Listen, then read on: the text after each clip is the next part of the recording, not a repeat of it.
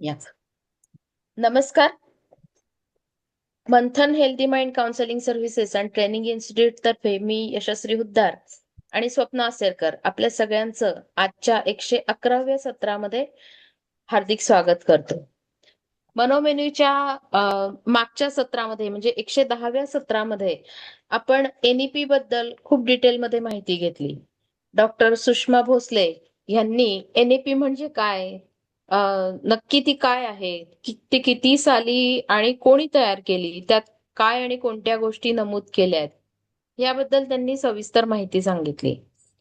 मनोमेन्यू असो किंवा मंथनचा कोणताही कार्यक्रम असो, हा प्रत्येक कार्यक्रम मानसशास्त्रीय दृष्टिकोनातून किंवा समुपदेशनाच्या दृष्टिकोनातून आपण आयोजित केलेला असतो किंवा आपण त्याच्याशी कनेक्ट असतो. आणि आज आपण जाणून घेणार आहोत एनईपी मधील मानसशास्त्रीय धोरणाबद्दल. आज आपल्याला याबद्दल माहिती देण्यासाठी उपस्थित आहेत चेतन दिवाण सर. सर, तुमचं पुन्हा एकदा स्वागत आहे मनोमेन्यूच्या नमस्कार आजच्या सर. सत्रामध्ये. खरं तर सरांनी त्यांचा परिचय काही दिलेला नाहीये, पण तरीही आम्हाला जेवढी माहिती जमा करता आली तर त्याच्यावरून मी थोडक्यात परिचय सरांचा करून देते. जेव्हा मी त्यांची माहिती वाचली नेटवर गुगल सर्च करून, तर त्यावेळी मला जाणवलं की सरांचा जो काही बायोडेटा आहे किंवा रेझ्युमे आहे, तो इतका मोठा आहे की त्यातनं काय काय आम्ही सांगू शकू ह्याबद्दलही बहुतेक सरांना शंका असावी. त्यामुळे त्यांनी नाहीच सांगितलं. असो, त्यामुळेच त्यातनंही शेअर मी नव्हता केला खरं तर. ऍक्च्युली समरीमध्ये शेअर करता आला असता, पण हं, ते मग खूप होतं की त्याच्यावरच बोललं जातं आणि मग वेळ कमी पडतो. बरोबर आहे. तर येस. थोडक्यात एक 2-3 गोष्टी मी सरांबद्दल सांगते की बाया कर्वे इन्स्टिट्यूट इथे assistant professor of social work आणि मेंटल हेल्थ म्हणून सर काम करतात. Karve institute of social service असं. अच्छा, Karve institute of social service. Okay. विविध एनजीओ किंवा विविध संस्थांबरोबर त्यांचं काम चालतं. तर त्याच्यामध्ये teaching, training, capacity building, monitoring, evaluation, supervision, documentation, NGO management आणि स्किल डेव्हलपमेंट वगैरे वगैरेवर त्यांचं काम चालू असतं. लहान मुलं, कुमारवयीन मुलं, स्त्रिया आणि कुटुंब संस्था यांच्यातील हेल्थ इश्यूजवर त्यांचं विशेष काम चालतंय. आणि त्याचप्रमाणे HIV, AIDS, sex work, cancer, addiction, cyber crime वगैरेवर देखील त्यांचं काम चालू आहे. अगदी अल्प म्हणजे अगदी अल्पात अल्प परिचय हा असा मी करून दिलेला आहे, कारण की इतक्या वेगवेगळ्या क्षेत्रामध्ये सरांचं काम चालू आहे की ते इथे सांगण्यात सर जसं म्हणाले तसं वेळ अपुरा पडेल. तर त्यामुळे मी इथे थांबते आणि सरांना पुढची सूत्र देते. सर, तुमचं सत्र तुम्ही चालू करा.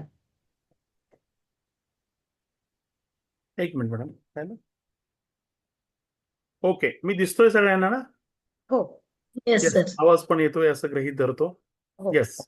सो मला वाटतं ऑलरेडी 10 मिनिटं झालेली आहेत आणि आजच्या सर्वप्रथम या अ, विषयाची खरं तर निवड केल्याबद्दल मला वाटतंय मॅडमचं खरंच खूप अभिनंदन व्यक्त केलं पाहिजे. म्हणजे मी पाहतोय की आज समाजामध्ये इतके उपक्रम राबवले जातात आणि मग त्याच्यामध्ये आजची आणि या घटकाची कोणती निकड आहे याच्यावर कमी बोललं जातं.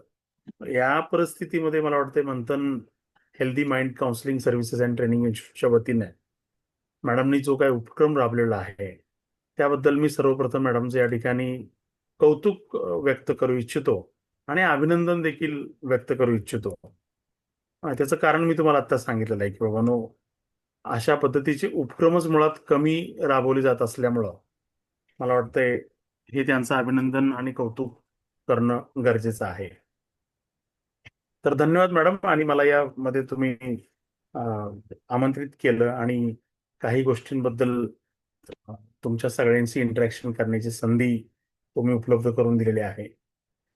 माझा आवाज सगळ्यांना येतोय व्यवस्थित का कमी आवाज येतोय कसं? कारण मी जरा बसून बोलतोय. मला बसून येतोय सर. बोलण्याची सवय नाहीये. येतोय ना सगळ्यांना? येतोय. येस. हां. मला वाटतंय राष्ट्रीय शैक्षणिक धोरण 2020चं जे आहे, ते बऱ्यापैकी सगळ्यांना आपल्या समुपदेशक बंधू भगिनींना सगळ्यांना माहिती आहे. तर त्याच्याबद्दल मी जास्त न बोलता या धोरणामध्ये मानसिक आरोग्याबाबतीत किंवा समुपदेशकाच्या ज्या काही आपल्या भूमिका आहेत, कर्तव्य आहेत, याच्या बाबतीत नक्की काय तरतुदी आहेत, याच्यावर थोडंसं मी फोकस करेन.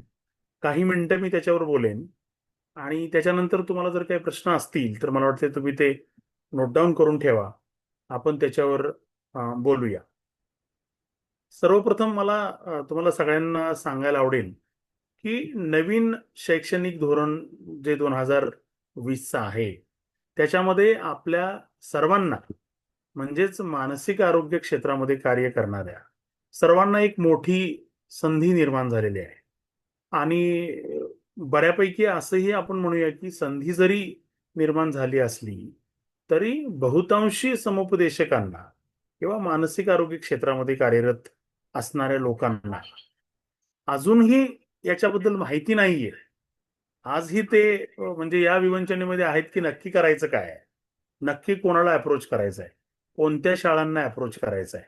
पूर्वी असा समज होता, की या सगळ्या समुपदेशकांच्या नियुक्त्या आपण सी स्कूल्समध्ये वगैरे आहेत आणि त्याच्यापुढे नाही आहेत का?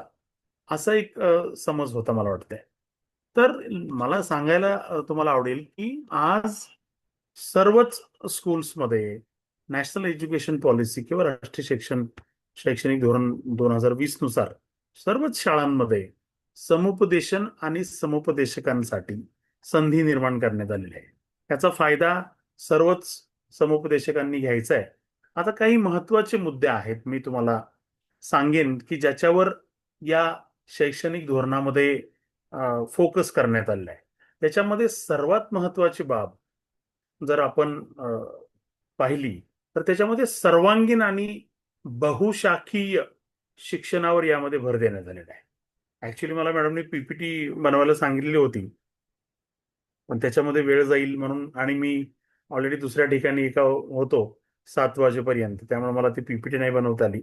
अदरवाईज मला तुमच्यापुढे पीपीटी दाखवता आली असती आणि मग मला तुम्ही कमी पाहिलं असतं, पीपीटीकडे पाहिलं असतं. पण आता तुम्हाला माझ्याकडेच पाहावं लागेल, थोडंसं बिअर करावं लागेल. तर सर्वांगीण आणि बहुशाखीय शिक्षणावर यामध्ये जास्त भर देण्यात आलेला आहे. आता त्याच्यामध्ये नक्की काय आहे, हे मी तुम्हाला पुढे सांगेनच. त्याचबरोबर दुसरी महत्वाची गोष्ट म्हणजे सामाजिक आणि भावनिक शिक्षण. आपण त्याला सोशल, इमोशनल लर्निंग आणि एज्युकेशन म्हणतो. याचा देखील यामध्ये समावेश करण्यात आलेला आहे. त्याचबरोबर तुम्हाला माहिती आहे, की आपण नेहमीच जे प्रत्येक शाळांमध्ये मानसिक आरोग्य समर्थन जे करतो आपण म्हणतो, अ, मानसिक आरोग्याबाबतीत सदृढीकरण जे करतो, त्याच्यावर देखील या ठिकाणी मोठ्या प्रमाणामध्ये अ, लक्ष केंद्रित करण्यात आलेलं आहे. त्याचबरोबर करिअर मार्गदर्शन असेल आणि समुपदेशन हे अगदी मला वाटतं, की 7वी पासूनच मुलांना याच्या बाबतीत थोडंफार ज्ञान मिळावं, या दृष्टिकोनातून जो काही समुपदेशक या शाळांमध्ये नियुक्त करण्यात आलेला असेल, त्यांची ती जबाबदारी आहे, की मुलांना करिअर मार्गदर्शन करायचं आहे आणि समुपदेशन देखील त्यांनी करायचं आहे. त्याचबरोबर मला वाटतं आणखीन एक महत्वाची गोष्ट आपण पाहिली पाहिजे, ती म्हणजे समावेशन आणि समता आधारित समर्थन असलं पाहिजे. कॅमेरामध्ये काय हे आहे? हां. ओके. आणि मग त्याचबरोबर आपल्याला क्लासमध्ये तुम्हाला माहिती आहे, की विविध रंगाची, ढंगाची मुलं असतात. त्याच्यामध्ये काही हुशार मुलं असतात. त्याचबरोबर आपल्याला जे लक्ष केंद्रित करायचं आहे, ते विशेष गरजा असलेल्या मुलांकडे लक्ष केंद्रित करायचं. त्यासाठी देखील या एन-ई-पी 2020 मध्ये प्रोव्हिजन करण्यात आलेलं आहे आणि त्याच्यासाठी उपाययोजना काय आहेत बाबा, त्या देखील सुचवण्यात आलेल्या आहेत आणि सांगितलं गेलंय, की जो कोणी समुपदेशक असेल, त्यांनी मानसशास्त्रीय दृष्टिकोनातून यांना मार्गदर्शन केलं पाहिजे. मला वाटतं ती गोष्ट देखील आपण सगळ्यांनी या ठिकाणी समजून घेणं खूप गरजेचं आहे. त्याचबरोबर आणखी एक महत्वाची गोष्ट याच्यामध्ये जी आहे, ती व्यवसाय शिक्षण आणि जीवन कौशल्य प्रशिक्षण आहे. तुम्हाला माहिती असेलच, की WHO नी ऑलरेडी लाईफ स्किल एज्युकेशनचं जे काही मॉडेल डेव्हलप केलेलं आहे. त्या मॉडेलच्या अनुषंगाने आपण सगळे समुपदेशक असतील, मानसशास्त्रामधील किंवा आणखीन मानसिक मतलब मानसिक आरोग्य क्षेत्रामध्ये कार्यरत असणारे जे कार्यकर्ते असतील ते त्याचं इम्प्लिमेंटेशन करतायतच, पण आणखी मोठ्या प्रमाणामध्ये याच्यावर कसा भर दिला जाईल, संवाद कसे साधले जातील, भावनिक गरजा, समज किंवा अनुकूलता कशी पाहिली जाईल, याच्यावर देखील या ठिकाणी या NEP 2020 मध्ये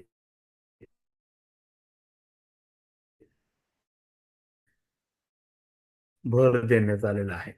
आणखी त्याच्यावर मोठ्या प्रमाणामध्ये भर दिलाय. मुलं जर मूलभूत साक्षरच झाली नाहीत, तर मला वाटतं ती कुठेतरी एक समस्या निर्माण होणार आहे. म्हणून मूलभूत साक्षरता आणि संख्या ज्ञान जे आहे, त्याच्यासाठी देखील समुपदेशकाची काय भूमिका असेल, हे देखील या ठिकाणी नमूद करण्यात आलेलं आहे. म्हणजे भारताला तुम्हाला माहिती असेल की आपल्या भारत देशामध्ये निपुण भारत एक मोहीम चालू करण्यात आलेली आहे, निपुण भारत. त्याच्या अंतर्गत या मूलभूत शिक्षणावर भर देण्यात आलेला आहे आणि त्याच्यामध्ये समुपदेशकाची मोठी जबाबदारी आहे. त्याचबरोबर आपल्याला सगळ्यांना माहिती असेल की आता समुपदेशक इतके समुपदेशक आणायचे कुठून, हा मोठा प्रश्न निर्माण झालेला आहे खरं तर. आणि बहुतांशी शाळांमध्ये मी आजकाल जातोय खूप शाळांमध्ये, ते म्हणतात की सर आमच्याकडे आता समुपदेशक आणायचे कुठून, हा प्रश्न पडलेला आहे. एकतर सायकोलॉजी आपलं जे काही मानसशास्त्र क्षेत्र आहे याच्यामध्ये मुळातच मानसशास्त्रज्ञ कमी आहेत आणि मग हे काउन्सलर मानसशास्त्रज्ञ असे मिळून कुठं कुठं पुरणार आहेत, ही खरी तर आत्ताची मला वाटतंय गहन परिस्थिती आहे की संख्या कमी असल्यामुळं या सगळ्यांना या ठिकाणी मला वाटतंय न्याय देणं सर्वच मुलांना, सर्वच शाळांना थोडंसं कठीण जाणार आहे. पण तरी देखील मग कठीण जरी जाणार असेल तर मला वाटतं की सुरुवातीच्या काळामध्ये या सगळ्यांना सामोरं जाण्यासाठी या शैक्षणिक धोरणामध्ये एक नवीन आणखीन अशी तरतूद करण्यात आली की बाबा जे शिक्षक आहेत तिथले एक्झिस्टिंग जो स्टाफ असेल, शिक्षक वर्ग, त्यांनाच प्रशिक्षित केलं पाहिजे. शिक्षक प्रशिक्षण असं एक त्याला नाव देण्यात आलेलं आहे आणि मग त्यांच्यामध्येच संवेदनशीलता वाढवणं, याच्यावर देखील मला वाटतं या राष्ट्रीय शैक्षणिक धोरणामध्ये भर देण्यात आलेला आहे. मग ते काय आहे नक्की, ते आपण पाहून घेऊया. आता हे झालं आपल्या ज्या माध्यमिक शाळा असतील, उच्च माध्यमिक शाळा असतील.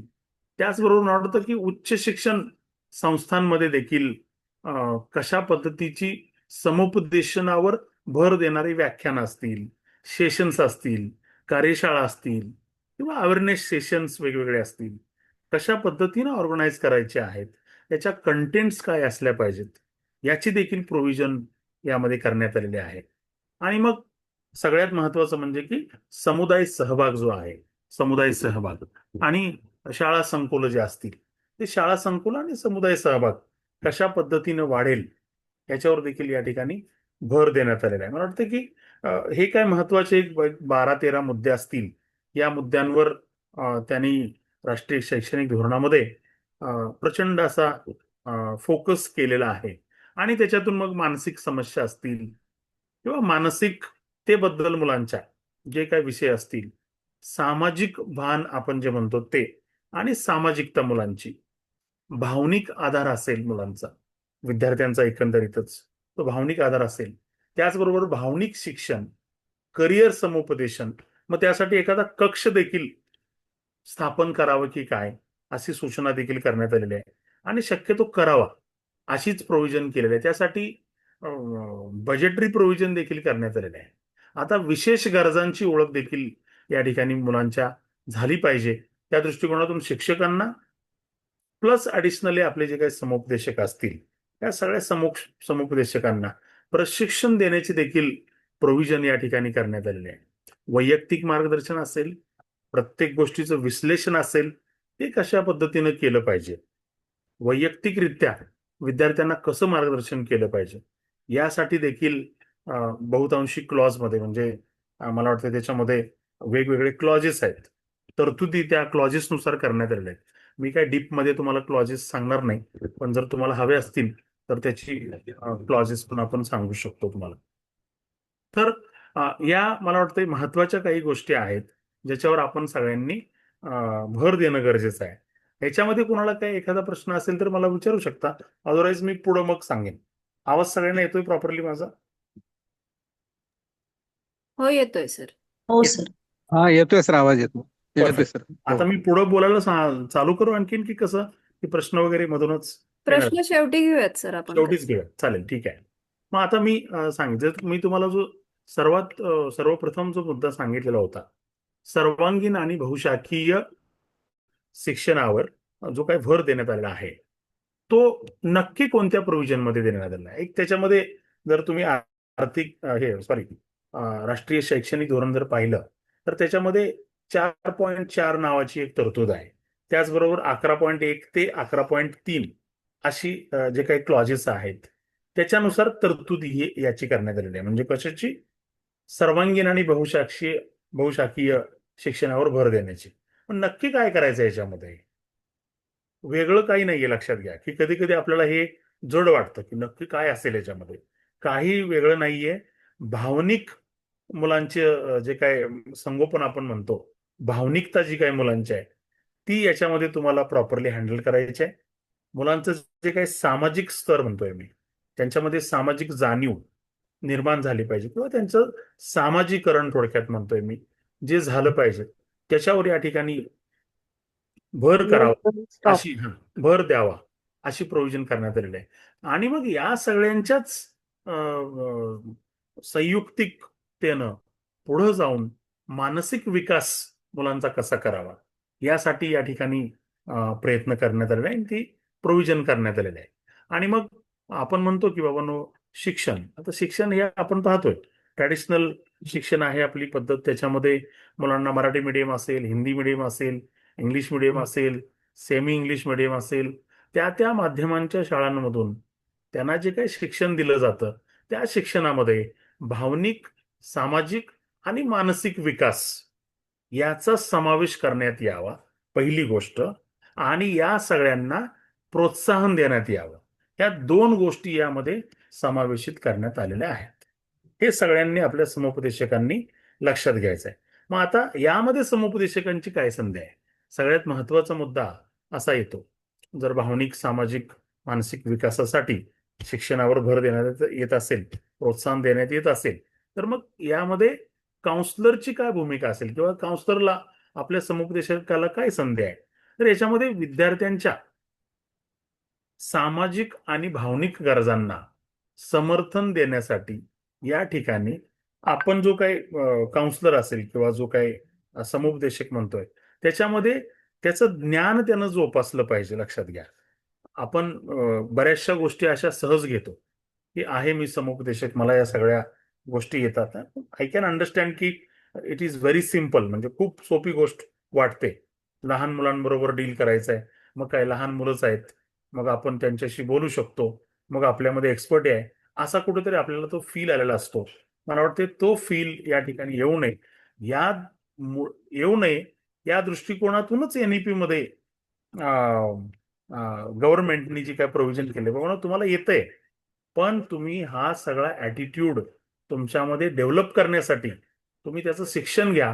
आणि तो तणाव जो आहे विद्यार्थ्यांचा, शिक्षणाशी संदर्भात जो काही तणाव येतोय विद्यार्थ्यांमध्ये, तो तणाव हाताळण्यामध्ये तुम्ही एक्सपर्ट बना, असं एनईपी ला सांगायचं आहे. म्हणजे एनईपी मध्ये, नॅशनल एज्युकेशन पॉलिसी, शैक्षणिक धोरणामध्ये, समुपदेशक काय असाच उगीच आपलं अपॉइंट करूया आणि तो काहीतरी विद्यार्थ्यांना मदत करेल, अशा भावनेने त्याची अपॉइंटमेंट नाही होणार आहे. लक्षात, या गोष्टी, तणाव जे असतील मुलांचे, स्ट्रेस मॅनेजमेंट आपण म्हणतो, ते योग्य रीतीनं हाताळण्यासाठी आपल्यामध्ये ते स्किल डेव्हलप व्हावं, अशी पॉलिसी निर्माण करणाऱ्या, म्हणजे पॉलिसी मेकरची भावना आहे.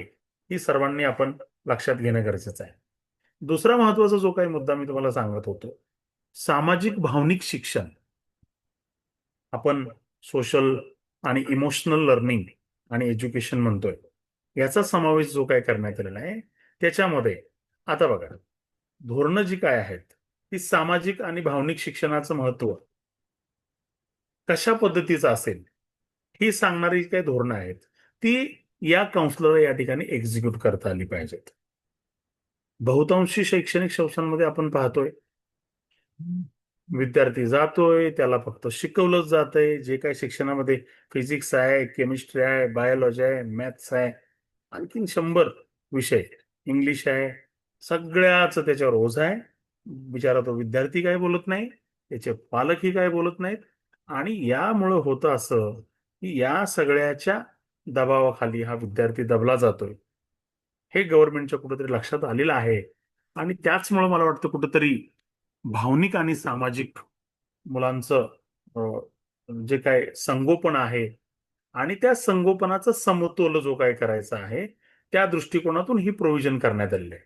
आणि जर तुम्ही राष्ट्रीय शैक्षणिक धोरणामध्ये जर ते व्यवस्थित पाहिलं तर कलम त्याच्यामध्ये तरतूद 4.4 आणि 4.23 अशी तरतूद आहे. त्याच्यामध्ये त्याची तरतूद करण्यात आलेली आहे. मला वाटतं तुम्ही एकदा मी तुम्हाला तो ड्राफ्ट देखील नंतर शेअर करेन, एकदा तुम्ही बघून घ्या.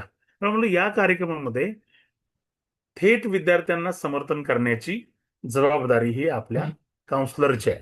त्याच्यामध्ये विशेषतः एनईपी असं सांगतं की हा काउन्सलर कोण असेल हे पाहणारा, सामाजिक किंवा इमोशनल बॅलन्स करणारा, तर तो शक्यतो व्होकेशनल काउन्सलर जो आपला व्होकेशनल काउन्सलर त्यांनी या गोष्टींवर भर द्यायचा आहे असं हे शैक्षणिक धोरण म्हणते.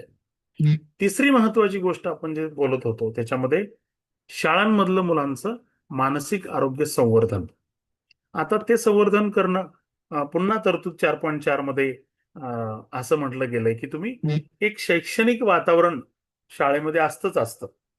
पण मग या शैक्षणिक वातावरणाबरोबरच तुम्हाला मुलांचं आता मानसिक आरोग्य संवर्धन आणि समर्थन ह्या दोन गोष्टी जरी शब्दामध्ये बदल असतील तरी तुम्हाला ते संवर्धन कसं करायचं आणि त्याचं समर्थन कसं करायचं हे समुपदेशकाला माहिती पाहिजेच.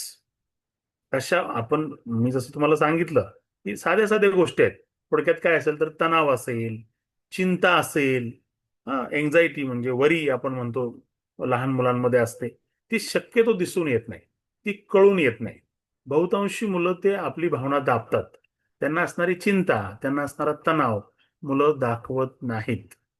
अशा वेळेस या समुपदेशकाची जबाबदारी आहे असं नॅशनल एज्युकेशन पॉलिसी म्हणते की तुम्ही मुलांची तणाव चिंता असेल त्याचबरोबर त्याचं काय छळवणूक होते का बाबा, इमोशनल छळवणूक म्हणतो आपण जी, ती काय होते का भावनिक, त्या मुद्द्यावर देखील या ठिकाणी आपल्या काउन्सलरला, प्रशिक्षित काउन्सलरला भर द्यायचा आहे. आणि त्यासाठी समुपदेशकांची नियुक्ती करण्यात यावी असं स्पष्टपणे एनईपी मध्ये नमूद करण्यात आलं. बघा, म्हणजे तणाव, चिंता आणि ती छळवणूक या मुद्द्यांवर लक्ष देण्यासाठी ट्रेंड म्हणजेच प्रशिक्षित समुपदेशकांची नियुक्ती होईल असं या ठिकाणी राष्ट्रीय शैक्षणिक धोरणामध्ये नमूद करण्यात आलेलं आहे. म्हणजे मोठा स्कोप आहे समुपदेशकांसाठी. दुसरा महत्वाचा मुद्दा जो आपण उच्चारला होता तो करिअर मार्गदर्शन आणि समुपदेशन मुलांना करणं.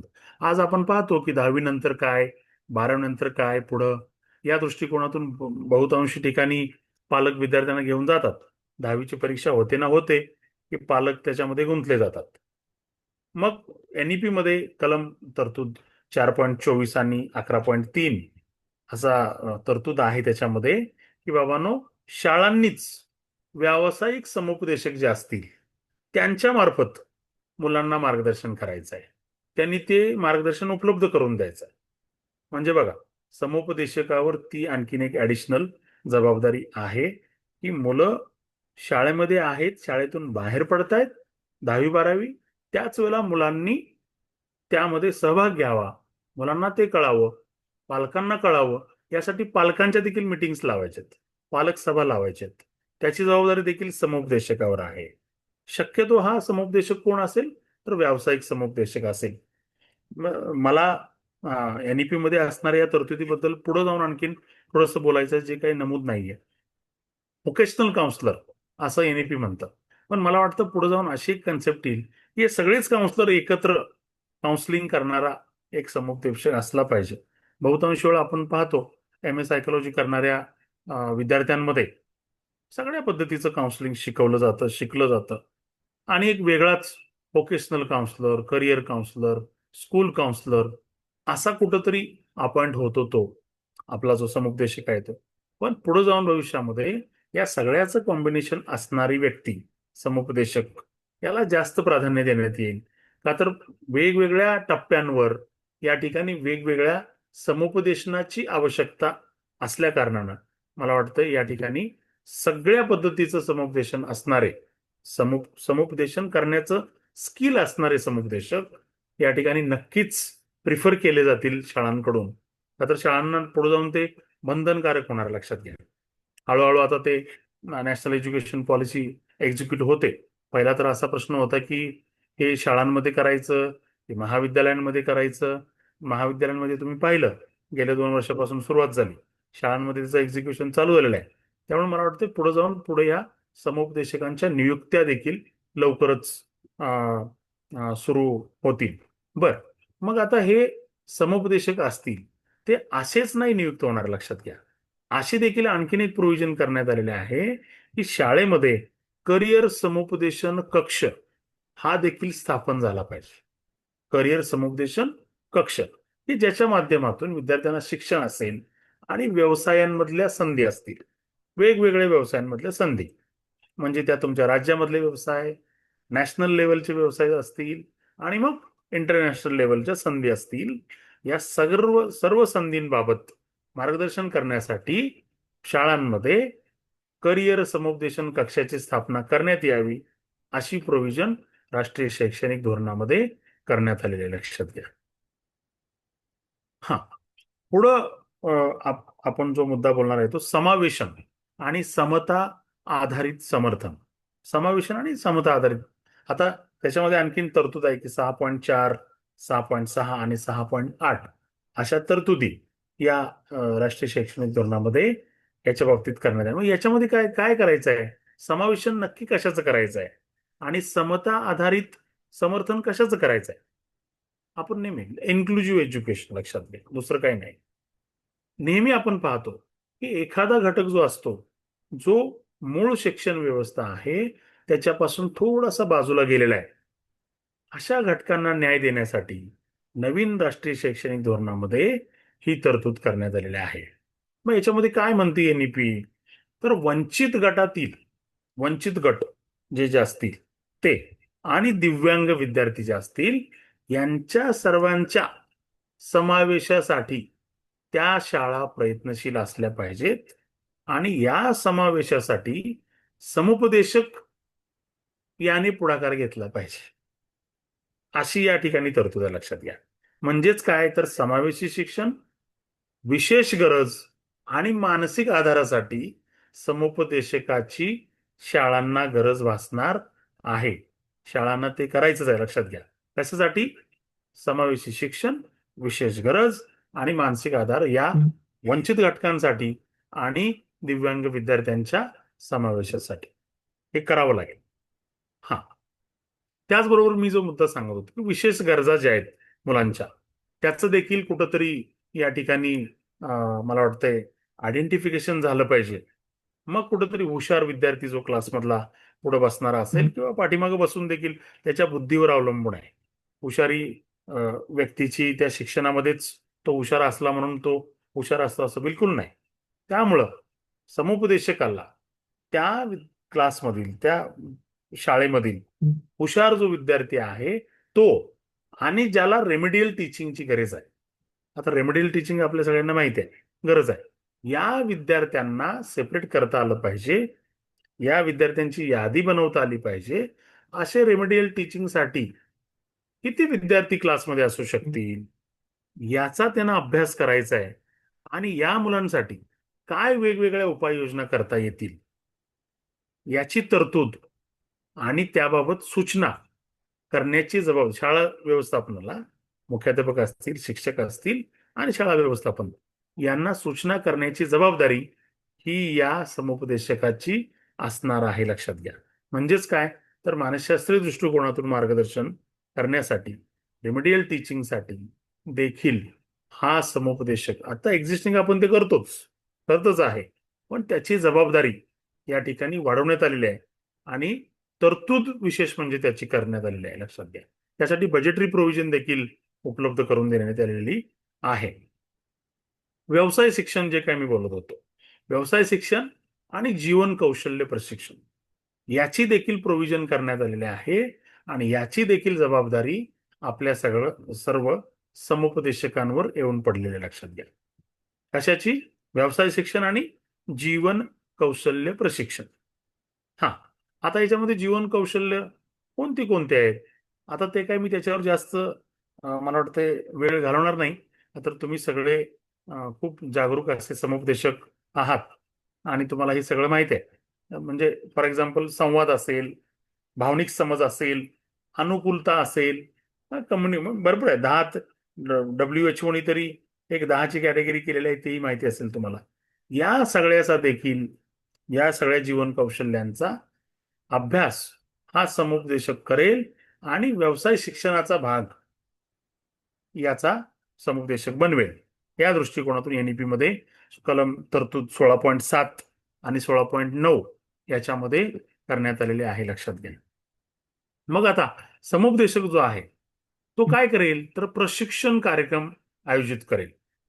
समुपदेशकाची ती जबाबदारी आहे प्रशिक्षण कार्यक्रम आयोजित करण्याची आणि विद्यार्थ्यांना त्यांच्या जीवनात यशस्वी करण्यासाठी या कौशल्य आधारित प्रोग्राम मधून समुपदेशकांना विद्यार्थ्यांना मदत करायची आहे.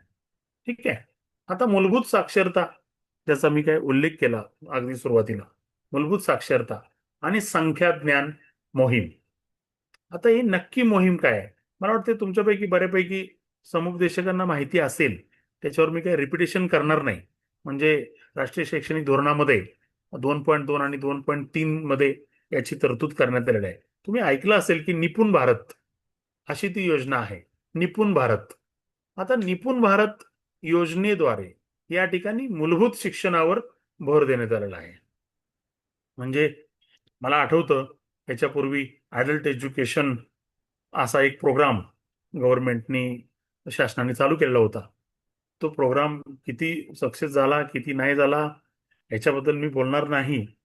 कारण असं की त्या निमित्तानं बरेचसे ॲडल्ट असतील, ग्रामीण भागातील महिला असतील, ग्रामीण भागातील पुरुष असतील, हे एकत्र येत होते. पहिले जे काही अंगठे मारले जायचे, निदान ते सह्या करायला शिकले, अक्षर ओळख झाली आणि यामध्ये मला वाटते त्यावेळेचे काही गव्हर्नमेंटने अपॉइंट केलेले काही लोक असतील, त्यांची खूप महत्वाची भूमिका होती.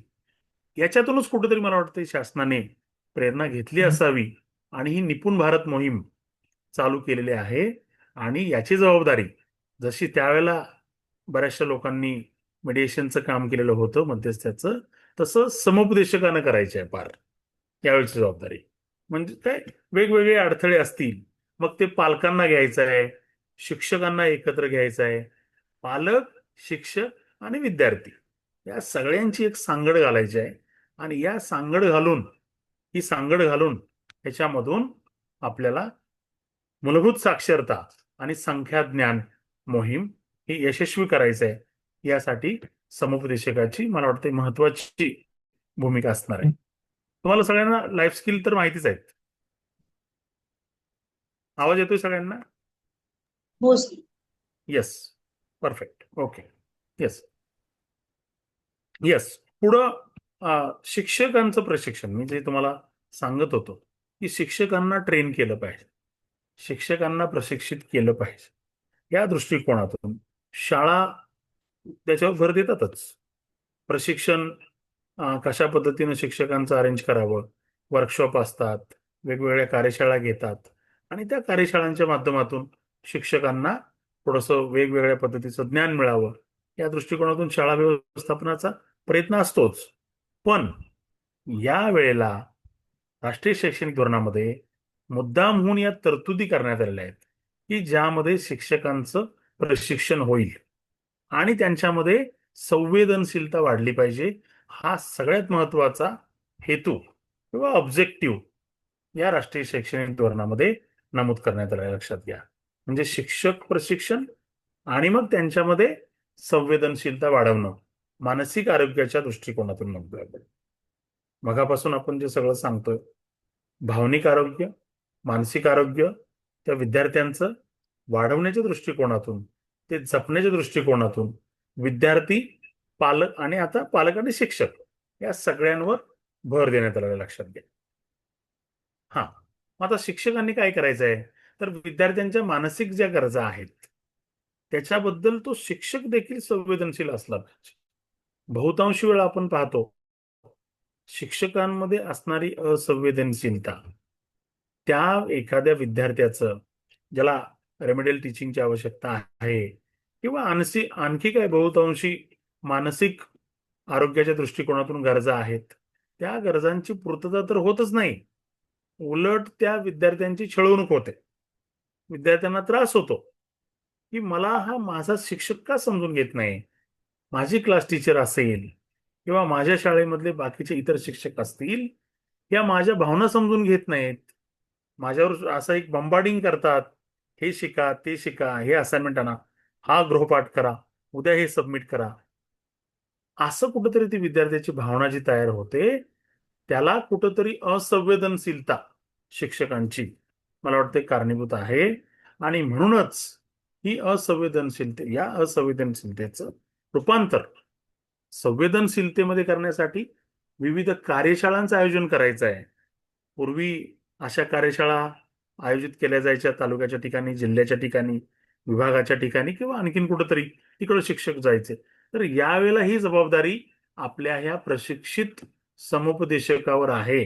त्यांनी तो शाळा असेल, त्या शाळेचं क्लस्टर असेल, त्यांनी मग जागरूकता निर्माण करणं, वेगवेगळी सत्र घेणं, मानसिक आरोग्याचं बेसिक जे काय आहे ते, मग मुलांचं मानसिक आरोग्य कसं जपावं, मुलांच्या मानसिक आरोग्यामध्ये सुधारणा कशी करावी, या दृष्टिकोनातून सत्रांचं आयोजन करायचं आहे शिक्षकांसाठी. ही जबाबदारी देखील आपल्या समुपदेशकांवर आहे.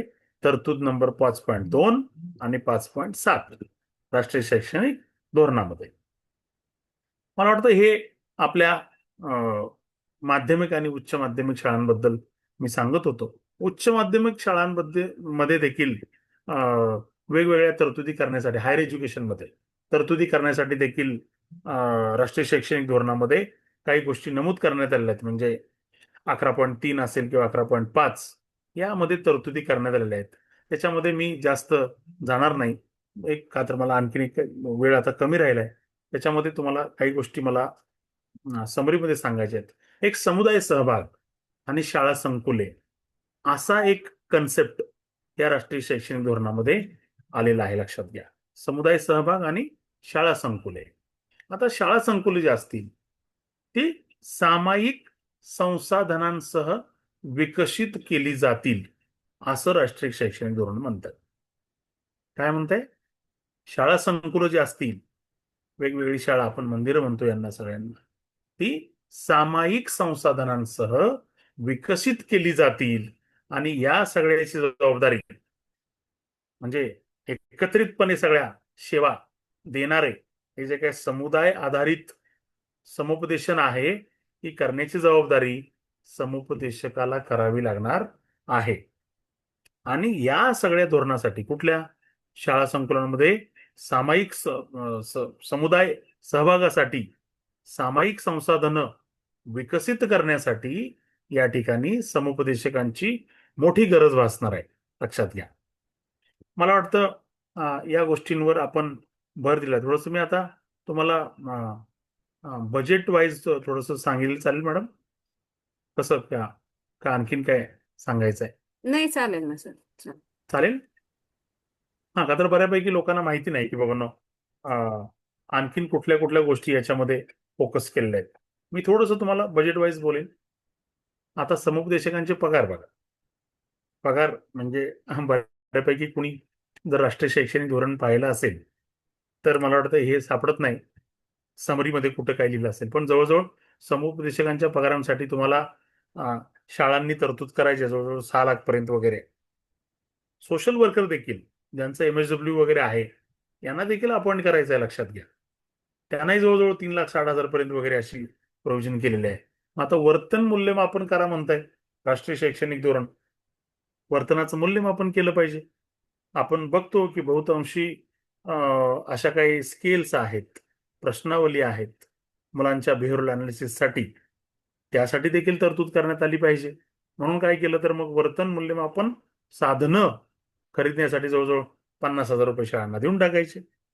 वेगवेगळी समुदाय आपण म्हणतोय की त्या काउन्सिलर जबाबदार आहे, त्यांनी सत्र आयोजित करायचे. वर्कशॉप्स घ्यायचे आहेत, कार्यशाळा घ्यायच्या आहेत. मग ती काय फुकटची शाळा देणार आहे? शाळा मला वाटतंय सगळ्यात महत्वाचा प्रश्न जो शाळांकडून येतोय सध्या, की हे सगळं तुम्ही सांगताय खरं, पण यासाठी आर्थिक तरतुदी काय आहेत बाबा? तर मला वाटतं ही तरतूद आहे आर्थिक, की बाबानो समुपदेशन सत्र, साहित्य त्यासाठी लागेल काय, आणखीन खर्च येईल त्यासाठी जवळजवळ तुम्हाला एक 40,000 रुपयाची तरतूद. बाकी आपत्कालीन उपचार इमर्जन्सी मध्ये आपण म्हणतो लागतील इकडं तिकडं, त्यासाठी जवळजवळ 30,000 रुपयाची तरतूद आहे. मुलांची क्षमता बांधणी किंवा क्षमता वृद्धी किंवा वेगवेगळ्या कॉन्फरन्सेस घेणं यासाठी जवळजवळ 20,000ची तरतूद आहे. आणि मग शेवटी हा प्रोग्राम कसा राबवला बाबा? पूर्वी तुम्हाला माहिती असेलच, आपण स्कूल काउन्सिलिंगचा प्रोग्राम राबवायचो किंवा अलीकडं स्कूल मेंटल हेल्थ प्रोग्राम असा देखील गव्हर्नमेंटनी राबवला. आता तो खूप ठिकाणी मला वाटतं CSRच्या प्रोजेक्ट्समध्ये वगैरे गेला. बहुतांशी कंपन्या पुढे आल्या, त्यांनी शाळांना मदत केली, काही संस्थांना मदत केली, काही सामाजिक संस्था अशा पुढे आल्या आणि त्यांच्या माध्यमातून तो प्रोग्राम इम्प्लिमेंट झाला. त्याच्यातलेच काहीतरी बजेटरी प्रोव्हिजन्स मला वाटतंय या राष्ट्रीय शैक्षणिक धोरणामध्ये उचलण्यात आलेले आहेत. आणि तसंच काहीतरी थोडंफार थोडं थोडं छोटंसं असं बजेट परिषदा घेण्यासाठी आणि मग सगळ्यात शेवटी त्याचं मूल्यमापन करण्यासाठी जवळजवळ 25,000 रुपयाची तरतूद त्यासाठी देखील करण्यात आलेलं आहे, की प्रोग्राम तर तुम्ही राबवला, वर्षभर राबवताय, मग त्याचं काय व्यवस्थापन झालं, त्याचा अहवाल तरी बनला पाहिजे, त्याचं मूल्यमापन तरी झालं पाहिजे, त्याचा फीडबॅक तरी आला पाहिजे. त्या सगळ्याचं डॉक्युमेंटेशन करण्यासाठी जवळजवळ 25,000ची प्रोव्हिजन, म्हणजे जवळजवळ तर पाहिलं तर जवळजवळ 11,50,000 रुपयेपर्यंत आर्थिक तरतूद त्याची जाते अंदाजे. वार्षिक अशी NEP मध्ये त्याची अर्थसंकल्पामध्ये एक नमुना आहे. तो नमुना मला वाटतं सगळ्याच ठिकाणी इम्प्लिमेंट झाला पाहिजे. म्हणजे बघा, एक 11.5 लाखापर्यंत NEP इम्प्लिमेंट दृष्टिकोनातून किंवा मानसिक आरोग्य समुपदेशकाच्या दृष्टिकोनातून इम्प्लिमेंट होऊ शकते, याचा एक तुम्हाला अंदाज येईल. एक 11.5 लाखापर्यंत होतं. ठीक आहे. हा, आता समुपदेशकांच्या वेगवेगळ्या जबाबदाऱ्या मी तुम्हाला सांगितल्या.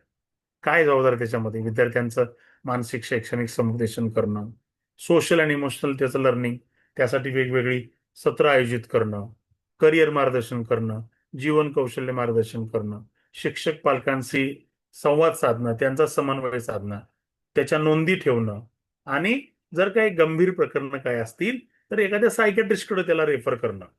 ते देखील तुम्हाला माहिती आहे की मुलांच्या काही समस्या असतील मानसिक, तर आपण त्याला रेफर करतो.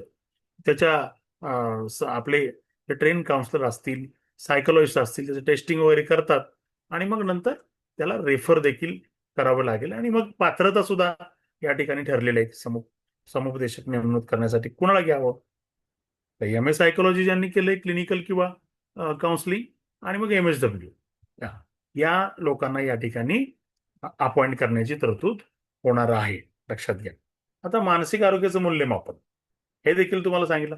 आता स्ट्रेंथ अँड डिफिकल्टी क्वेश्चनर वगैरे तुम्हाला माहिती असेल.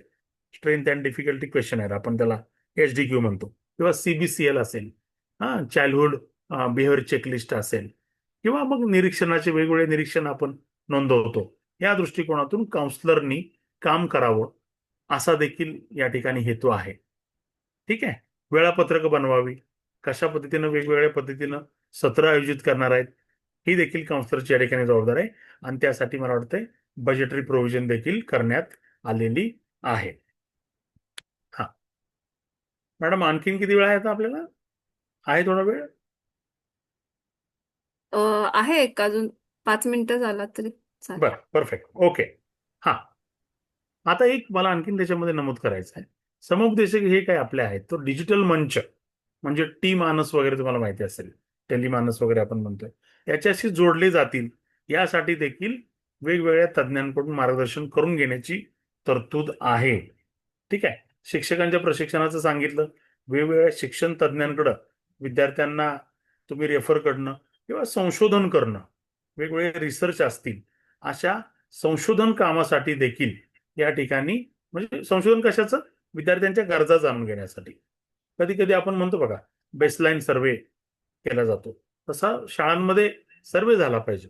विद्यार्थ्यांच्या गरजा कोणत्या आहेत त्या गरजा आयडेंटिफाय करणं आणि त्या गरजांच्या अनुषंगानं विद्यार्थ्यांना मानसिक आणि भावनिक त्यांचं समतोल साधण्यासाठी, मानसिक संगोपनासाठी मदत करणं हा देखील या ठिकाणी हेतू असणार आहे.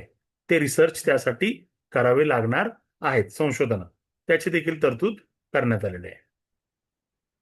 विकसनशील टप्पे असतील, वेगवेगळ्या भावनिक अडचणी असतील, त्या म्हणजे वर्तनाच्या संदर्भात असतील, त्या बाबतीत देखील मला वाटतं कुठेतरी रिसर्च व्हावे, शिक्षकांना त्या दृष्टिकोनातून स्ट्रेंथन करण्यात यावं, वैयक्तिक समुपदेशन करण्यात यावं आणि त्याचा पाठपुरावा फॉलोअप घेण्यात यावा, यासाठी देखील तरतुदी करण्यात आलेल्या आहेत. आता ठीक आहे, तरतुदी करण्यात आल्या, मग रिस्पॉन्सिबल संस्था कुठल्या आहेत, कोण देईल बाबा हे बजेट, काय वाटते तुम्हाला, कुणी द्यावं बजेट?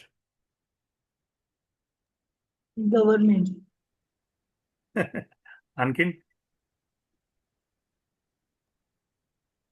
किंवा काही हम्म मला वाटतंय मे CSR फंड मधून येतील किंवा NGOs पुढे येतील याच्यासाठी. बर, ठीक आहे, शाळेचे जे प्रशासन असेल ते. Perfect, okay. सध्या तरी लक्षात घ्या, आपलं जे राष्ट्रीय शैक्षणिक धोरण जे आहे, जे एक्झिक्यूट करत आहे, ते आपलं शिक्षण मंत्रालय, मिनिस्ट्री ऑफ एज्युकेशन. ठीक आहे, यांनी काय सांगितलंय, शाळा संकुलांमध्ये समुपदेशकांनी सामाजिक कार्यकर्ते जे काय नेमायचे आहेत, त्याच्यासाठी आम्ही तुम्हाला त्यांच्या नियुक्तीसाठी दिशानिर्देश देतो. बाकी मग बजेटरीचं बघा तुम्ही. मग ते तुम्हाला आता मी सांगितलं की गव्हर्नमेंट ऑफ इंडियाचा किंवा सरकारांचा जो काय आरोग्य विभाग आहे, सध्या तरी सेंट्रल गव्हर्नमेंटचा पकडू आपण आरोग्य विभाग, त्यांनी जवळजवळ 2023-24 मध्ये किती खर्च केला असेल, तर तो जवळजवळ 134 कोटी रुपये आहेत. जवळजवळ 134 कोटी रुपये त्यांनी यासाठी खर्च केलेले आहेत. कशावर? स्थानिक स्तरावर समुपदेशन सेवा पुरवण्यासाठी, स्थानिक स्तरांवर. ओके. त्याचबरोबर सामाजिक न्याय विभाग जो आहे, सामाजिक न्याय मंत्रालय, त्यांच्याकडून बाबांनो वंचित विद्यार्थी असतील, दिव्यांग विद्यार्थी असतील, त्यांच्या दृष्टिकोनातून सामाजिक कार्यकर्त्यांचं प्रशिक्षण, म्हणजे तुम्हाला माहिती आहे सर, सोशल वेलफेअर डिपार्टमेंटकडे हे सगळे सोशल वर्कर होते, पण आता त्याच्यामध्ये गोंधळ होणार आहे. म्हणजे मला असं वैयक्तिक वाटतंय अलीकडं, का तर अलीकडंच हे समाजकार्य महाविद्यालय या सोशल वेलफेअर डिपार्टमेंटकडून हायर एज्युकेशनला शिफ्ट झालेत आत्ताच गेल्या वर्षी, आणि नॅशनल एज्युकेशन पॉलिसी त्याच्या अगोदर आलेली आहे. त्यामुळे त्यांनी सामाजिक न्याय मंत्रालयाला सांगितलेलं होतं की तुम्ही सामाजिक कार्यकर्त्यांच्या प्रशिक्षणाची आणि त्यांच्या नियुक्तीची जबाबदारी घ्या आणि त्याचा निधी उपलब्ध करा. मी ते बारकाईने वाचत असताना माझ्या लक्षात आलं की आता हा गोंधळ निर्माण होणार आहे. सोशल वर्कर अपॉइंट करा तर तुम्ही म्हटलेलं आहे, त्याची जबाबदारी तुम्ही कोणाकडे दिली, तर सामाजिक न्याय विभागाकडे दिली. आता सामाजिक न्याय विभाग हात वर करून मोकळा होणार, तो म्हणणार की आता या समाजकार्य महाविद्यालयांची जबाबदारी आमच्याकडे नाहीये, आम्ही त्यांना उच्च शिक्षण विभागाकडे पाठवून दिलेलं आहे, तर मग त्यांच्याकडून त्याची प्रोव्हिजन करा. त्यामुळे थोड्याशा अडचणी येतील, जास्त येणार नाहीत, पण मला वाटतं तेही निभावून होऊन जाईल ते. ठीक आहे. तर मग समरीमध्ये आता सांगायला गेलं तर नियुक्ती करण्यासाठी राष्ट्रीय शैक्षणिक धोरणामध्ये 3.4, 7, 10 अशा तरतुदी आहेत. शाळा संकुलांमध्ये समुपदेशक आणि सामाजिक कार्यकर्ते नेमणूक करावी. मूल्यमापन करण्यासाठी आणखीन वेगवेगळ्या 3-4 तरतुदी आहेत. मूल्यमापन करून मग काय करायचं, त्याचं मानसिक वर्तन मूल्यमापन आणि तपासणी करावी. म्हणून समुपदेशन सत्रे आयोजित करावीत. त्यामध्ये काय करायचंय, सतत सल्ला द्यायचा, त्याच्यामध्ये शिक्षकांचा समावेश असला पाहिजे आणि पालकांचा समावेश असला पाहिजे. वर्तन विश्लेषण ते झालं पाहिजे. वर्तन विश्लेषणामध्ये काय करायचं आहे, त्याच्यामध्ये विद्यार्थी समाविष्ट असतील आणि व्याख्यायित त्यांना मदत केली जाईल. प्रशिक्षण कोण कोण देईल, समुपदेशक देईल, शिक्षक देतील, ट्रेन काउन्सिलर जे असतील ते. ओके. आणि मग अर्थसंकल्पाची नोंद तुम्हाला सांगितली की टी मानस असेल किंवा मिनिस्ट्री ऑफ एज्युकेशन असेल, या सगळ्या अर्थसंकल्पीय तरतुदींची काळजी घेणार आहे. मला वाटतंय बऱ्यापैकी तुम्हाला भूमिका देखील समजलेल्या आहेत आपल्या काउन्सिलरच्या. तर आता थोडंसं तुम्हाला काही विचारायचं असेल तर विचारू शकता. कोणीतरी आता CSRचं सांगितलं, अगदी बरोबर. मागं पुढे जाऊन CSR फंड्स अवेलेबल करूनच मला वाटतं पुढे जावं लागणार आहे. Otherwise it is very difficult for the schools at this moment. शाळा सरळ हात वर करून मोकळ्या होतील. त्यामुळे CSR उपक्रमांमधून देखील निधी मिळवण्यासाठी आराखडे बनवावेत, अशा दृष्टिकोनातून देखील NEP सजेस्ट करत आहे, लक्षात घ्या. त्यामुळे ती शाळांना त्यांच्या CSR मधून नजीकच्या कंपन्या वगैरे असतील परिसरातल्या, तर त्याच्या CSR फंड मधून फंड उपलब्ध करता येणार आहेत. येस. नक्कीच. खूप छान माहिती सांगितली सर. कोणाचे काही प्रश्न असतील तर ते चॅटबॉक्स मध्ये किंवा अनम्यूट करून विचारू शकतात.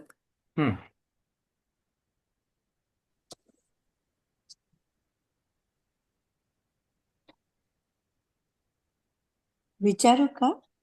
हा, विचारा ना ताई.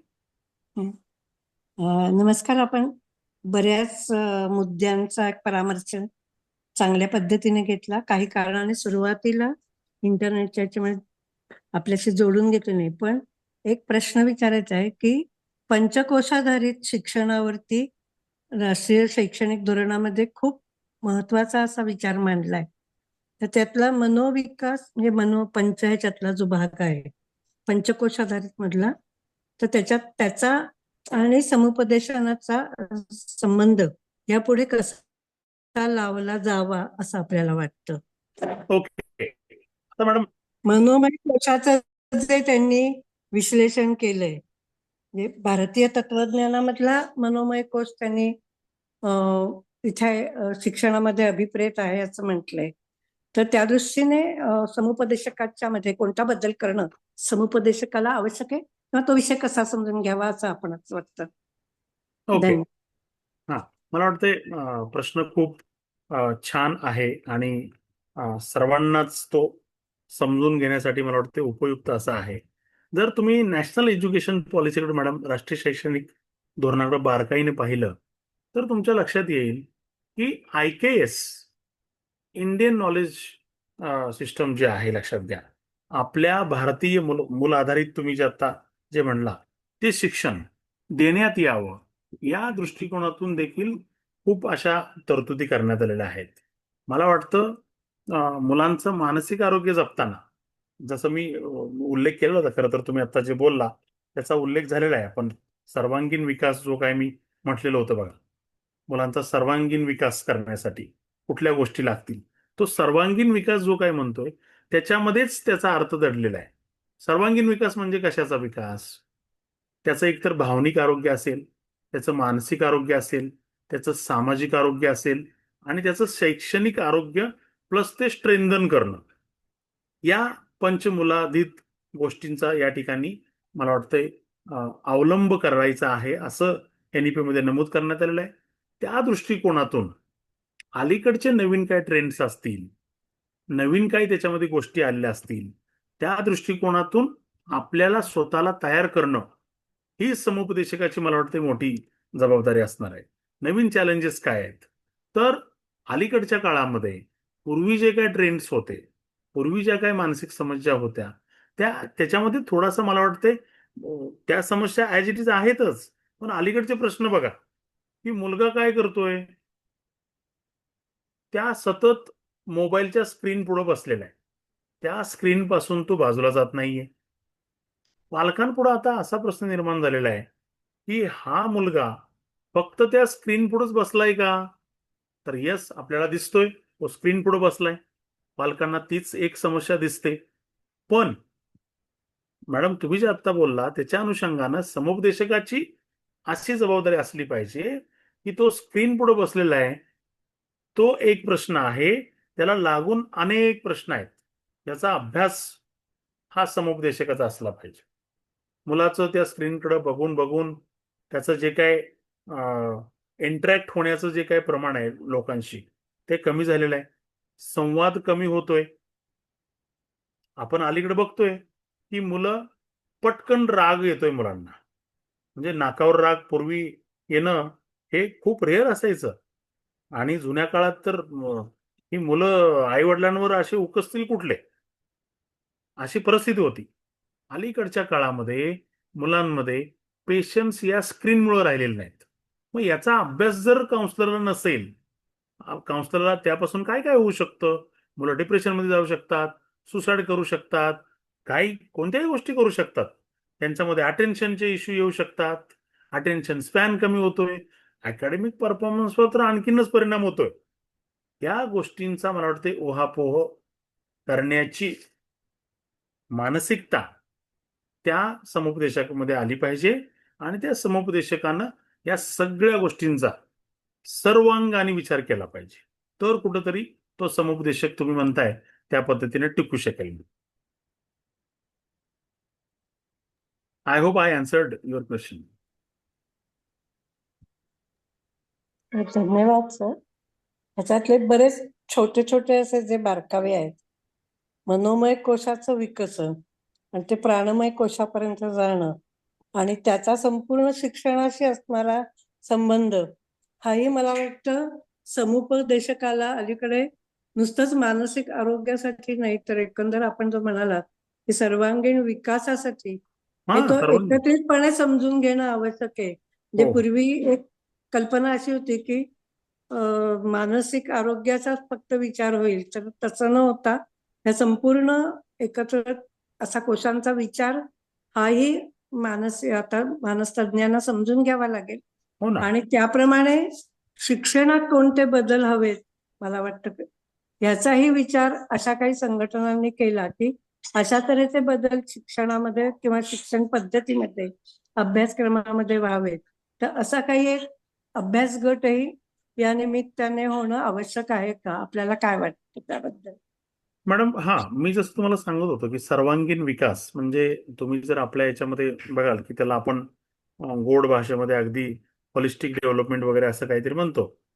मला वाटतं बोलणं सोपं असतं होलिस्टिक डेव्हलपमेंट, पण ती होलिस्टिक डेव्हलपमेंट ऍक्च्युली मध्ये मुलांची होते का, त्या दृष्टिकोनातून कशी पावलं उचलली पाहिजेत, त्याचे बारकाये कोणकोणते आहेत, त्या बारकायांवर आपण कशा पद्धतीने लक्ष केंद्रित केलं पाहिजे. म्हणजे मी अगदी नेहमी म्हणतो की एखादी गोष्ट करीत असताना आपण त्याचा मिनिट टू मिनिट नेहमी प्लॅन केला पाहिजे.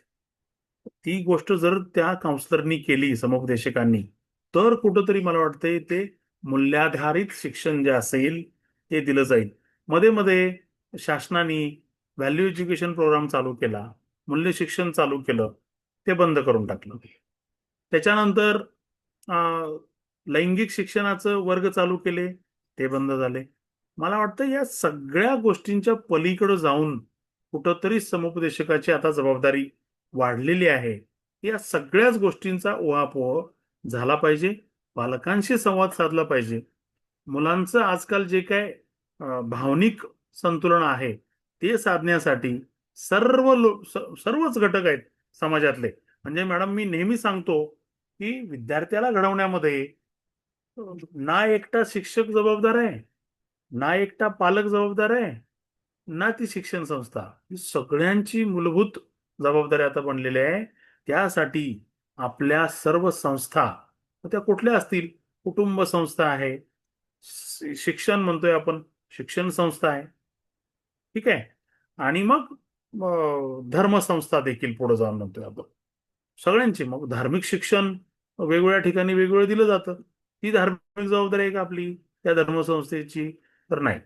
काय जबाबदारी आहे की त्याला सर्वांगीण त्याचा विकास होण्यासाठी सर्वसमावेशक शिक्षण दिलं पाहिजे, ज्याच्यामध्ये बाहेर येऊन तो विद्यार्थी त्या शिक्षण प्रवाहामध्ये टिकला पाहिजे, ना की त्याचं फक्त मानसिक आरोग्य फोकस करायचं आपल्याला. त्यासाठीच तर मी तुम्हाला सांगितलं की होलिस्टिक डेव्हलपमेंट करण्यासाठी लाईफ स्किल एज्युकेशन, कौशल्याधारित शिक्षण, हे देखील प्रपोज करण्यात आलेलं आहे. WHO चा तो प्रोग्रामच आहे. मग ते संवाद साधण्यापासून ते अगदी प्रॉब्लेम क्रिटिकल कमेंट पासून ते सेल्फ केअर पासून कोपिंग कसं करायचं आहे, वेगवेगळे संकट येत आहेत त्या संकटामध्ये उभं कसं राहायचं आहे, एम्पॅथेटिक कसं असलं पाहिजे, डिसिजन मेकिंग निर्णयक्षम कसं असलं पाहिजे, या सगळ्या गोष्टींचा उहापोह, स्ट्रेसशी कसं डील झालं पाहिजे, हे केलेलं आहे. मला वाटतं हे कुठंतरी घेतलं तर कुठंतरी त्या समुपदेशकांनी त्या विद्यार्थ्याला, त्या पालकाला आणि त्या शाळेला न्याय दिला असं म्हणता येईल. त्याचं इन्क्लुजन झालं पाहिजे. नक्कीच. आपल्याला वेळेकडे पण बघावं लागणार आहे. मला माहितीये काही प्रश्न मॅडम असू शकतात. मी विचारू अं, बरं, आपण हा एक लास्ट शेवटचा क्वेश्चन. प्रश्न घेऊ आणि थांबूयात. हा, आणखीन कोणाचे नसतील महत्वाचे तर विचारत आहेत. हा, विचारा. सर किंवा घेऊन आताच ठेवा, आपण नंतर त्याची उत्तर देखील देऊ. आताच मॅडमनी जसं उल्लेख केला की मनोमय कोश, प्राणमय कोश, अन्नमय कोश यांचं नातं आहेच, हे माहितीच आहे आपल्याला. हॅलो हा, ते येतोय बोला. आवाज, बोला. हा, बोला. तर मी 30 वर्ष झाले मेडिकल प्रॅक्टिस करते. मला असं वाटतं की vitamin D deficiency, magnesium deficiency, vitamin B12 deficiency हे खूप जास्त रॅम्पंट आहे आणि ही करेक्ट केली तरी 50% सायकोलॉजिकल प्रॉब्लेम्स जे आहेत, डिप्रेशन, सुसायडल थॉट्स येणं, हे कमी होऊ शकतंय. सो हे जर लार्ज स्केलला ऑपरेट करायचं म्हणलं तर काय करू शकतोय आपण through this national education policy? Vitamin D correct करण्यासाठी किंवा मॅग्नेशियम डेफिशियन्सी करेक्ट करण्यासाठी किंवा विटॅमिन B12 करेक्ट करण्यासाठी काय धोरणं वापरू शकतो किंवा कसं जाऊ शकतो, अप्रोच कसं होऊ शकतो किंवा काय एज्युकेट कसं करू शकतोय लोकांना? परफेक्ट. मी फ्री एज्युकेशन द्यायला तयार आहे, पण अप्रोच कसं व्हायचं? येस मॅडम, मला वाटतं की हा मुद्दा अतिशय महत्वाचा आहे. मी अलीकडेच कुणाची तरी, आय डोंट रिमेंबर, मी कुणाची तरी मुलाखत पाहिली होती. त्याच्यामध्ये हे नमूद करण्यात आलेलं होतं की जर, म्हणजे जसं तुम्ही आता बोलला, आपल्याला मोहन आगाशे तर सगळ्यांना माहितीच आहेत. ते देखील म्हणतात की शरीरापासून मन, मनापासून शरीर वेगळं करता येत नाही. शरीरामधल्या ज्या काही तुमच्या अंतर्गत गोष्टी आहेत त्याचा मनावर, त्याचा मेंदूवर असा परिणाम होतच असतो. बिकॉज इट इज इंटरलिंक्ड, त्या जोडल्या गेलेल्या गोष्टी आहेत. नक्कीच डिफिशियन्सी जी जी विटॅमिनची आपल्यामध्ये आहे, ना की ओनली डी, बहुतांश अशा गोष्टी आहेत त्या डिफिशियन्सीमुळं मुलांच्या मानसिक स्वास्थ्याकडं मला वाटतंय आज पाहण्याची मोठी गरज निर्माण झालेली आहे. आणि हे मानसिक स्वास्थ्याचं संवर्धन करत असताना आपल्याला या डिफिशियन्सीकडं पाहावं लागेल. बर, दुसरा मुद्दा पाहावं लागेल, इथपर्यंत आलो. आता नक्की काय केलं पाहिजे? मला वाटतंय ज्या वेळेला आता ही धोरणं बनतायत, सिलेबस फ्रेमिंग ज्या वेळेला होतंय, त्याच्यामध्येच कुठंतरी पालकांचे जे काही गट आणखीन तयार केले जातात की त्यांना देखील समाविष्ट करून घेतलं जातंय. मॅडम, हा मुद्दा मला वाटतं पॉलिसी लेवलचा आहे. आपल्याला सरकारच्या कानावर घातलं पाहिजे की बाबांनो, डिप्रेशन किंवा आणखीन बहुतांशी ज्या काही गोष्टी येत आहेत त्याला मानसिक, सामाजिक, म्हणजे आम्ही मानसिक आरोग्य क्षेत्रामध्ये एक त्याला बायो, सायको, सोशल आणि स्पिरिच्युअल असं एक मॉडेल आहे म्हणतो. जॉर्ज एंजिल नावाचे एक शास्त्रज्ञ आहेत, त्यांच्या मार्फत हे मॉडेल आलेलं आहे. तर मला वाटतं त्या मॉडेलची जी काही कारणं, इटिओलॉजिकल फॅक्टर्स आहेत, त्याचा अभ्यास करता करता शारीरिक जे काही घटक आहेत त्याचा देखील कसा इम्पॅक्ट दूरवर होतोय हे देखील कुठंतरी त्याच गोष्टीतून जोडलं पाहिजे. म्हणजे बायोलॉजिकल, फिजिकल जोडताना याचं कुठंतरी मला वाटतंय उहापोह करताना उल्लेख झाला पाहिजे. आणि आपण हे शासनाला किंवा पॉलिसी मेकरना किंवा सिलेबस आता जे काही बनतायत, सिलेबस फ्रेम होत आहेत, ते रिफ्रेम होताना तरी नक्कीच आपल्याला त्यांना सांगता येईल की हे मास लेवलला जनजागृती करण्याची गरज आहे. म्हणजे दुर्दैवानं मॅडम, देशमुख मॅडम, दुर्दैवानं तुमच्यासारखी लोक कुठंतरी समाज माध्यमांमध्ये येतात, टीव्हीवर येतात, त्याच वेळेला या सामान्य जनतेला कळतं की अरे असा काहीतरी प्रॉब्लेम आहे. मला वाटतं तसं न होता तुमच्यासारख्या लोकांना जर यांनी बढावा दिला, पुढं आणलं, राष्ट्रीय शैक्षणिक धोरणामध्ये याची प्रोव्हिजन आहे की तुमच्यासारख्या लोकांना सत्र, समुपदेशकांनी सत्र आयोजित करायचे आहेत शाळांमध्ये. पालकांना घेऊन, पालकाचा गट असेल किंवा तज्ज्ञ व्यक्ती जे असतील, या तज्ज्ञांना आणून त्या शाळांमध्ये जनजागृती करायची आहे. मला वाटते त्या गोष्टीचा फायदा समुपदेशकांनी घ्यावा, समुपदेशकांनी या दृष्टिकोनातून विचार करावा आणि देशमुख मॅडम असतील किंवा असे आणखीन खूप तज्ज्ञ आहेत ज्यांना शरीर आणि मन याचा एकत्रितपणे कशा पद्धतीने मला वाटतंय सहसंबंध जोडून विकास शारीरिक आणि मानसिक कसा करायचा आहे ही माहिती होण्यासाठी अशा तज्ज्ञ लोकांची सेशन्स शाळांमध्ये ऑर्गनाईज केली पाहिजेत. त्याचा नक्कीच उपयोग होणार आहे आणि त्याच्यातून जनजागृती मॅडम नक्कीच होणार आहे, लक्षात घ्या. तसं करता येईल. मॅडम तुमचा नंबर स्क्रीनवर शेअर केला तर बरं होईल मॅडमचा.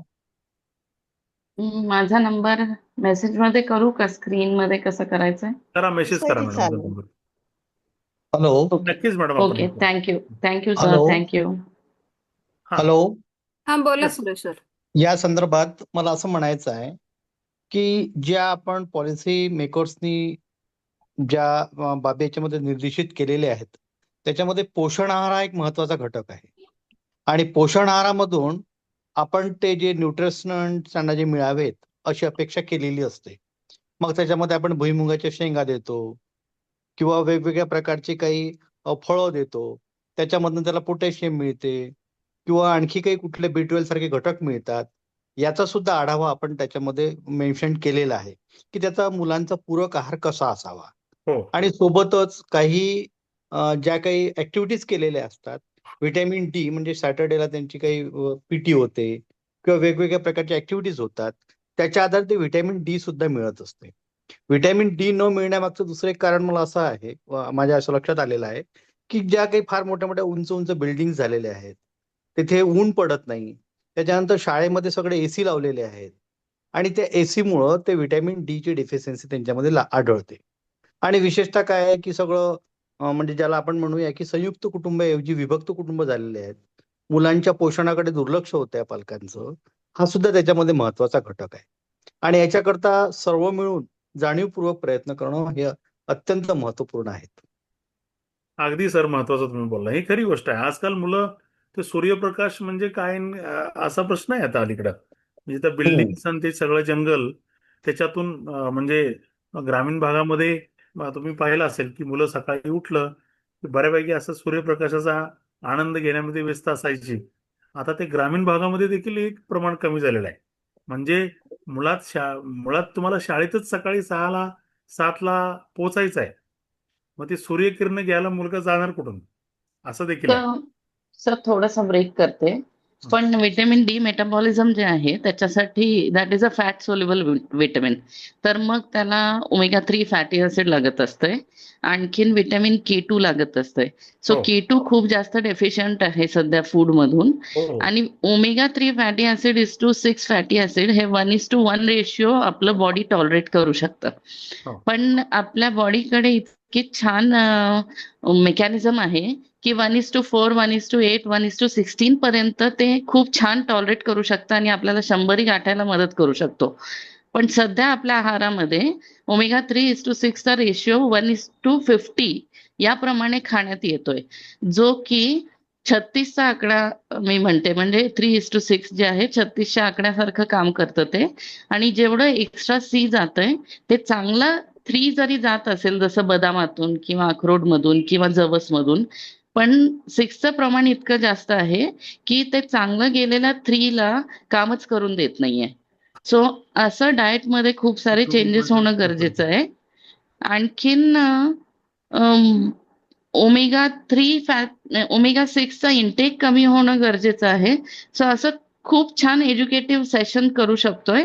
फक्त व्हिटॅमिन डी वीकली देणं इम्पॉर्टंट नाहीये. ह्याच्या मागे न्यूट्रिशन सायन्समध्ये सध्या इन्फ्लमेटरी मार्कर्स खूप जास्त वाढलेले आहेत, त्याचे CRP, होमोसिस्टीन, ज्याच्यामुळे actually weekly vitamin D doses जे आहेत त्यांनी आर्टरीज जास्त हार्ड होत आहेत आणि that is a invitation to cardiac or stroke brain events. म्हणून यंग एज मध्ये हार्ट अटॅक जे येत आहेत हे व्हिटॅमिन डी डेफिशियन्सी प्लस त्याचा वीकली ओव्हरडोस जो होतोय किंवा इंजेक्शन्स, हे खूप मोठा विषय आहे ऍक्च्युली. सो मला नक्की याबद्दल बोलायला आवडेल. Good madam, good. I think very thank you good thank you. information you have shared. Right. नक्कीच. Yes. Any other question? Any other query, contribution? कोणाला काही विचारायचं आहे?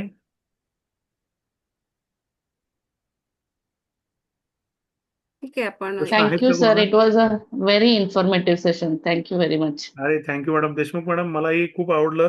तुम्ही थोडी नमस्कार सर. हेल्थची त्याला सांगड घातली आणि सुरेश सरांनी असं देखील. माइंड बॉडी शिवाय कामच नाही करू शकत. अगदी अगदी. आणि बॉडीला चांगलं तंदुरुस्त ठेवायला माइंड खूपच हेल्दी पाहिजे.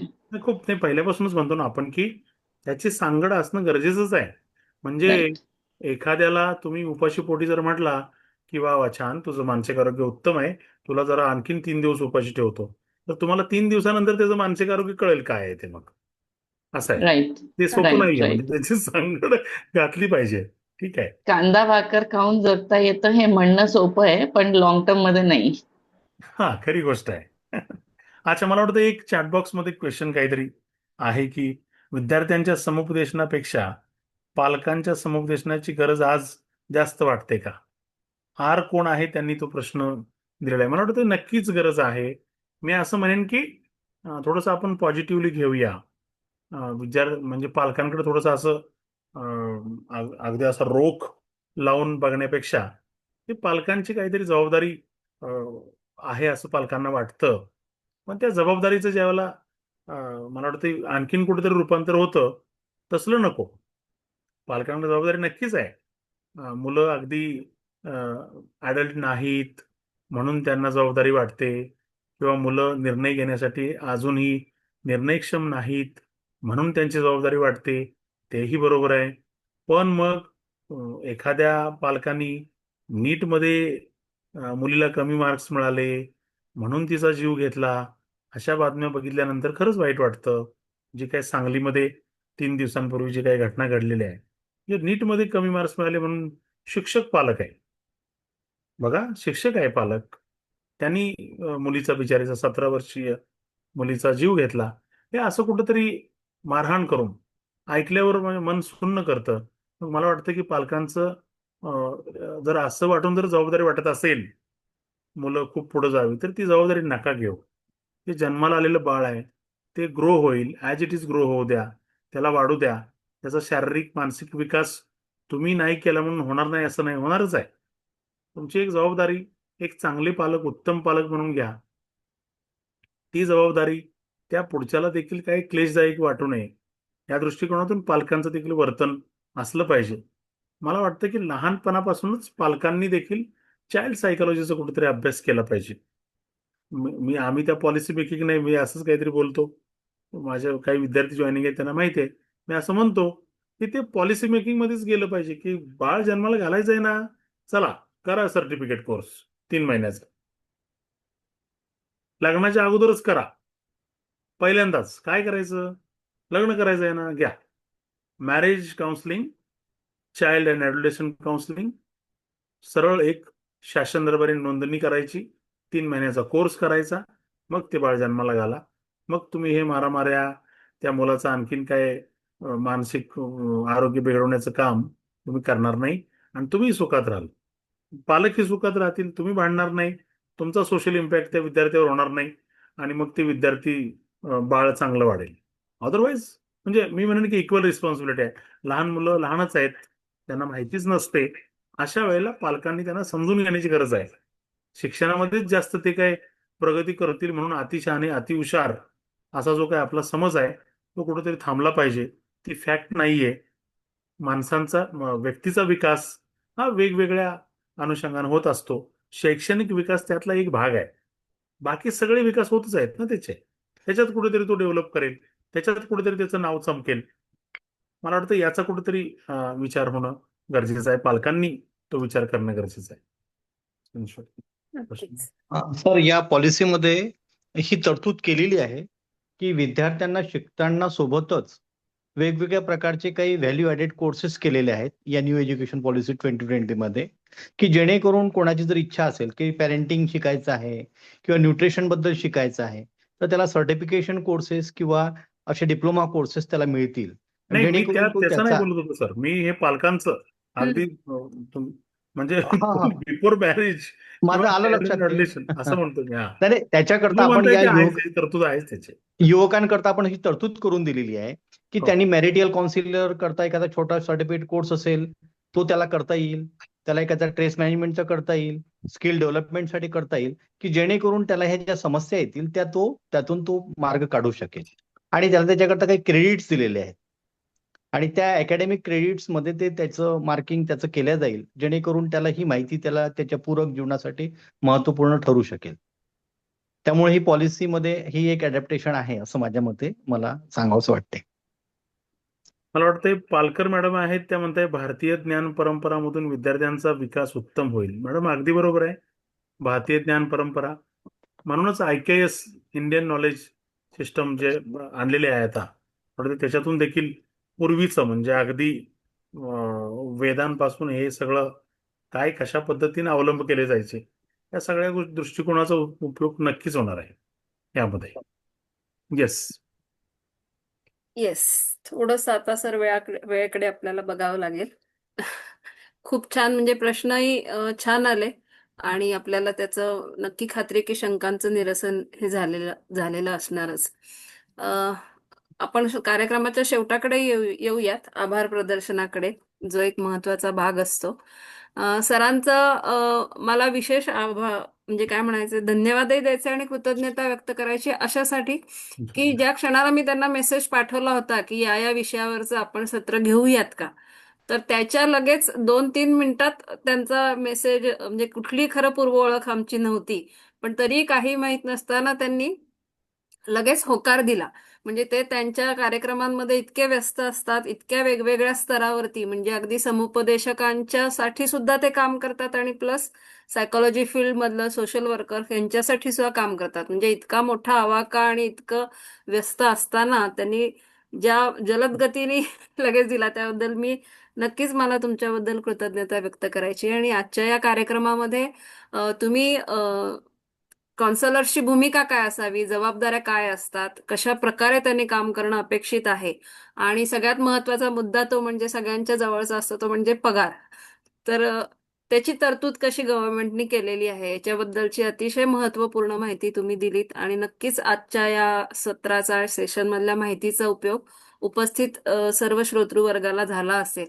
खूप छान सोप्या शब्दात माहिती तुम्ही आमच्यापर्यंत पोहोचवलीत आणि तुमचा अमूल्य वेळ आम्हाला दिलात, याबद्दल मी मंथन हेल्दी माइंड कडून तुमचे मनापासून धन्यवाद मानते. उपस्थित श्रोतृ वर्गाचेही खूप आभार मानते आणि आजचा कार्यक्रम या ठिकाणी संपला असं जाहीर करते. धन्यवाद. धन्यवाद. सर्व